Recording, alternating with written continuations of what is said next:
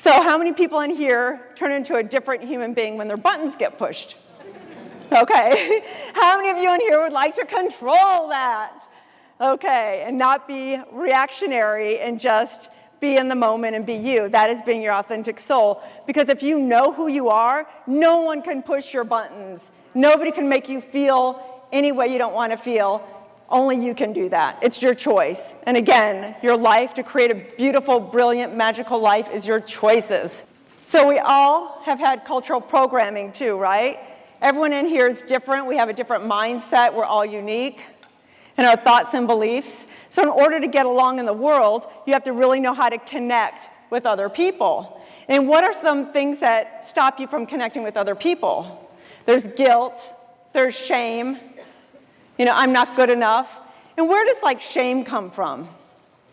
Shame is when you can't connect to other people. If you could connect to another person intimately and really show yourself and really reveal yourself, that's why I'm really proud of all you guys who volunteered to come up here. That's what changes your life. If you're afraid about what other people think about you or how well you're going to do or what you look like, and your life's going to go down the tubes and everyone else is going to be soaring, you're going to go, well, what about me? Well, what about you? You're not trying enough. You're not taking the time to connect with yourself. And it's hard work. And this is hard work. But when you do it, you get to live a life of your dreams. But how do you get there? You get it by knowing yourself, believing in yourself, and regardless of what anyone else says. So when you know your story, you become stronger inside. You have a story because you're actually living life. You're not sitting around waiting for life to happen in a small little corner of your room by yourself, thinking, God, okay, I've got to change. What am I going to do? I'm going to go on a diet tomorrow, and I'm going to exercise for an hour, and I'm going to write 5 pages of that script. Okay, good. I'm going to go to bed. Then you wake up first thing.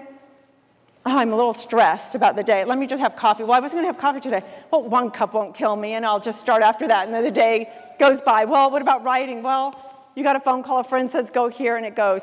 And that's because you don't know who you are. You don't know your story. Your imposters are taking over. You're not in charge of them.